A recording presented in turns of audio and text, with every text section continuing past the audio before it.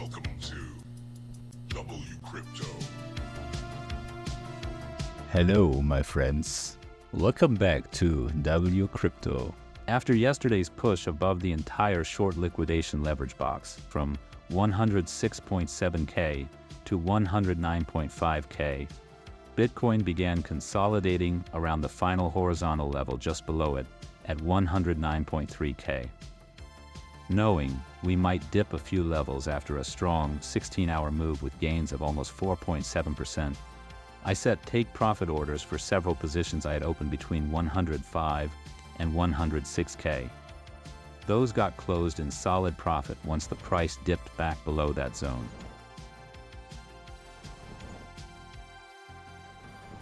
That being said, I'm still holding multiple positions from 108K.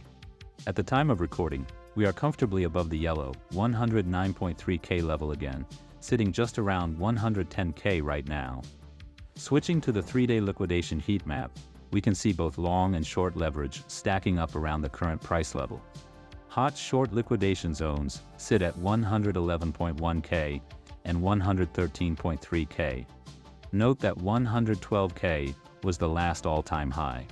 On the downside, the most significant long liquidation level is at 107.6K. The same levels show up on the 1-day heat map, reinforcing this range. Now, let's talk risk. Based on horizontal support and the technical structure, I don't think we will see a dump lower than 108.3K. Why?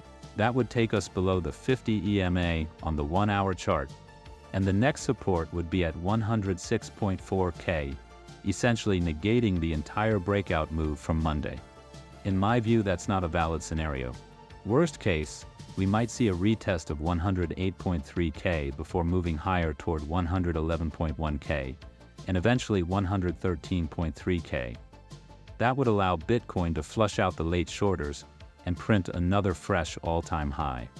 As for ETF flows, Monday's rally, which saw Bitcoin surge nearly 4.7%, clearly caught the attention of institutional players. Inflows reached plus $386 million, led by Fidelity and BlackRock. I will continue updating you daily. Join the free Discord for real-time trading thoughts. Click the like button if you got value from this video. Subscribe and turn on the notification bell to stay updated. And see you in the next one.